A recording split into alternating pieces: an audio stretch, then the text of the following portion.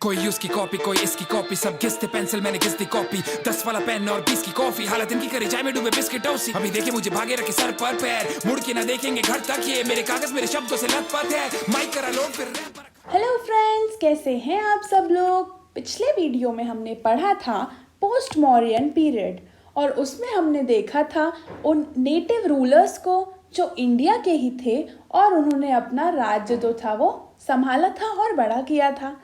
इस वीडियो में हम देखेंगे कुछ फॉरेन इन्वेडर्स को जिन्होंने अपनी टेरिटरी को इंडिया में भी एक्सपैंड किया। ऐसे कुछ राजा थे, Indo Greeks, Shakas, Parthians and Kushans. अब एग्ज़ाम में आपसे इनका ऑर्डर पूछा जा सकता है कि पहले कौन आए और उसके बाद कौन आते गए। तो भाई पिछले वीडियो में तो मैंने आपको ट्रिक बता दी थी, एक छोटी सी प्यारी सी स्टोरी सुना दी थी और उससे आपने याद कर लिया था। बट इस वीडियो में मैं चाहती हूँ कि आप खुद से कुछ ट्रिक डेवलप करें और कमेंट सेक्शन में लिख के बताइए। भाई बाकियों को भी तो पता चले आप में कितना दिमाग है, ठीक है। और मुझे ऐसा लगता है कि अगर हम खुद से ट्रिक बनाते हैं तो वो हमें ज़्यादा टाइम तक याद रहती हैं। तो आप भी कोशिश कीजिए, बाकी फिर मैं बता ही दूँगी, ठीक है। आगे बढ़ते हैं। इंडो ग्रीक्स, जिनको हम बैक्ट्रियन भी कहते हैं, उन्होंने 2nd सेंचुरी BC में इंडिया पे रूल किया। हुआ ये कि अलेक्जेंडर की डेथ जब हो गई थी 323 BC में, तो बहुत सारे ग्रीक्स जो थे वो north western border of India पे सेटल हो गए थे। और पुष्यमित्र शुंग के समय जो इन्वेडर्स थे उनको रूल कौन कर रहा था? डेमेट्रस। और सबसे ज़्यादा पावरफुल जो इंडो ग्रीक रूलर था वो था मिनांडर, जिसको हिंदी में मिलिंद भी कहते हैं।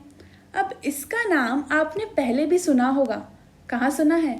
बुद्धिज़्म के लेक्चर में। अगर आपने मेरा वो वीडियो नहीं देखा है तो मेरी रिक्वेस्ट है कि आप उसे जाके देखिए, क्योंकि बुद्धिज़्म और Jainism examination point of view से बहुत ज़्यादा इम्पॉर्टेंट हैं। खैर यहाँ भी बता देती हूँ मैं कि मिलिंद जो थे उन्होंने बुद्धिस्ट मॉन्क नागसेन से बुद्धिज़्म फिलॉसफी से रिगार्डिंग कुछ क्वेश्चंस किए थे, और उन दोनों का ये क्वेश्चन आंसर का सिलसिला मिलिंद पन्नो नाम की एक बुक में लिखा गया था। और इस संवाद के बाद वो बुद्धिज़्म से इतने ज़्यादा जो थे वो इन्फ्लुएंस हो गए थे कि उन्होंने अपना धर्म परिवर्तन करके बुद्धिज़्म को अपना लिया था। एनीवेज, मिनांडर के टाइम पे एम्पायर जो था वो था साउथ अफगानिस्तान और गांधार में, और उनकी कैपिटल थी सकल, जिसको हम सियालकोट भी कहते हैं। याद रखिएगा, इंडो ग्रीक्स की कैपिटल क्या थी? सकल। और एक इम्पॉर्टेंट पॉइंट जो है वो ये है कि हेलियोडोरस नाम के एक ग्रीक अम्बेसडर थे। उन्होंने बाद में वैष्णवाइट रिलीजन जो है वो अडॉप्ट कर लिया था, और गरुड़ पिलर को जो था वो इरेक्ट किया था उन्होंने, ठीक है। तो अगर आपको एग्ज़ाम में पूछें कि गरुड़ पिलर किसने इरेक्ट किया था तो नाम है हेलियोडोरस, ठीक है। अब इंडो ग्रीक्स ने इंडिया में इंट्रोड्यूस किया था हेलेनिक आर्ट, और हेलेनिक आर्ट ही बाद में चल के बन गया था गांधार स्कूल ऑफ आर्ट। अब गांधार स्कूल ऑफ आर्ट एक ऐसे आर्ट की जो होती कला होती है जो कि जिसमें बुद्धिज़्म के स्टैचूज जो होते हैं, बुद्ध स्टैचूज जो होते हैं, उसमें एक बहुत ही काम सा आपको चेहरा दिखेगा, बड़ी बड़ी आंखें दिखेंगी, छोटे छोटे कान दिखेंगे, एक तीखी नाक दिखेगी। और ये स्टैचूज जो हैं वो बेसिकली ग्रे स्टोन से बनाए जाते हैं। तो इस तरह का होता है गांधार स्कूल ऑफ आर्ट, जिसकी शुरुआत किसने की थी? इंडो ग्रीक्स ने। अब आते हैं हम शक पे। शक का टाइम पीरियड है 1st सेंचुरी BC से 4th सेंचुरी AD। एक बहुत बड़ा टाइम पीरियड है ये। अब ग्रीक रूलर्स से क्या हुआ था कि शक ने बैक्ट्रिया कैप्चर कर लिया था, और धीरे धीरे वो एक्सपैंड कहाँ करने लगे थे अपनी टेरिटरी? इंडिया के नॉर्थ वेस्टर्न पार्ट में। और शक के जो फाउंडर थे वो थे माओइस, और सबसे ज़्यादा फेमस शक रूलर जो थे वो थे रुद्रदमन I। इन्होंने एक काम ये किया कि सुदर्शन लेक जो था, जो कि बनाया गया था चंद्रगुप्त मौर्य के थ्रू, उसका कुछ रिपेयर का काम अंडरटेक किया था। याद रखिएगा, सुदर्शन लेक बनाया किसने था? चंद्रगुप्त मौर्य ने। और उसे रिपेयर किसने किया था? रुद्रदमन ने। आगे बढ़ते हैं। अब एक और इम्पॉर्टेंट फैक्ट है कि 58 BC में चंद्रगुप्त, ये वो वाले चंद्रगुप्त नहीं है मौर्यन पीरियड वाले, ये उज्जैन के राजा चंद्रगुप्त की बात हो रही है जिन्होंने शक को डिफीट किया था। और इनको डिफीट करने के बाद 2 इम्पॉर्टेंट काम उन्होंने किए थे। इम्पॉर्टेंट तो नहीं थे, पर सबसे पहला काम ये था कि उन्होंने विक्रमादित्य उपाधि ले ली, और दूसरी चीज़ ये की कि विक्रम संवत कैलेंडर चलाया। तो आपसे पूछ सकते हैं कि जिसने विक्रम संवत चलाया वो कहाँ के राजा थे, तो राजा कहाँ के थे? उज्जैन के। अब हम बात करते हैं पार्थियंस के बारे में। पार्थियंस ने रूल किया 1st सेंचुरी BC से 1st सेंचुरी AD तक। Parthians were basically Iranian in origin. अब एक इंस्क्रिप्शन है ताक-ए-बाही, नाम इम्पॉर्टेंट या है, याद रखिएगा, ताक-ए-बाही।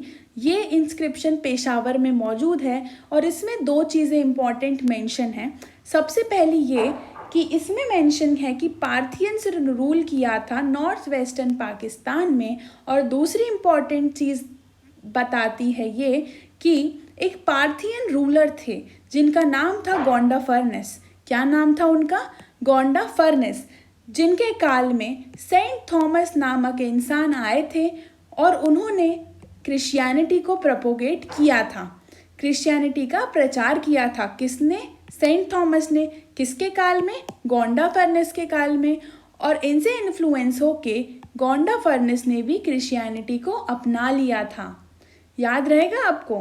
बिल्कुल रहेगा, 2-3 बार रिपीट कीजिए, याद हो जाएगा। अब हम बढ़ते हैं कुषाण की तरफ।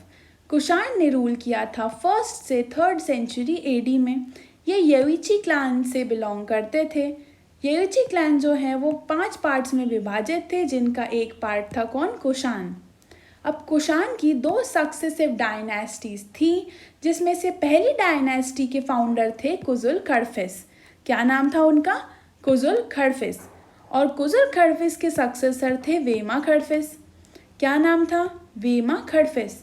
अब इनका नाम हम इसलिए पढ़ रहे हैं क्योंकि इन्होंने गोल्ड कॉइन्स इशू किए थे जिसका टाइटल था लॉर्ड ऑफ होल वर्ल्ड। क्या टाइटल था? Lord of whole world. ये किसने इशू किए थे? वेमा खड़फिस ने। ठीक है। अब कुषाण डायनेस्टी के एक बहुत ही ज़्यादा फेमस राजा थे जिनका नाम था कनिष्क, और उनके काल में कैपिटल थी पेशावर और मथुरा।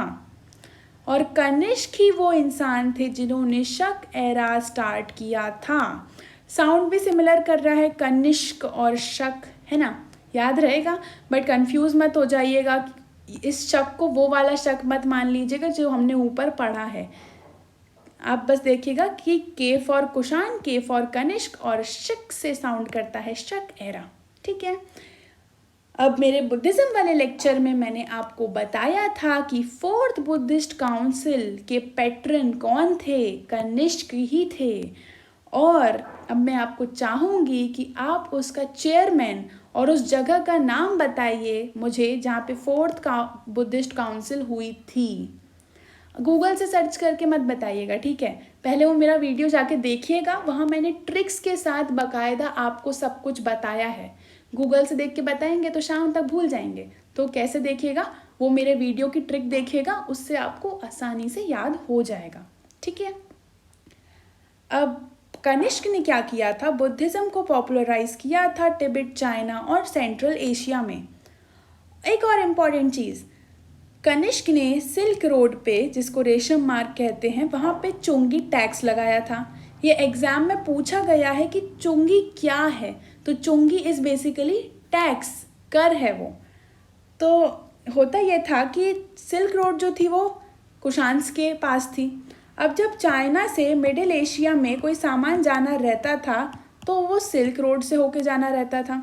तो जो भी बीच का टैक्स था वो किसके पास जाता था? कुषाण के पास जाता था।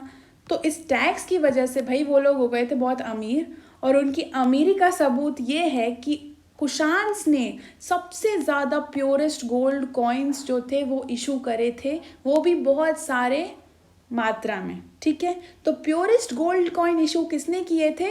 कुषाण ने किए थे। ठीक है। अब कनिष्क के दरबार में कुछ इम्पोर्टेंट लोग रहते थे जिनका नाम एग्जाम में पूछ सकते हैं और पूछा भी गया है।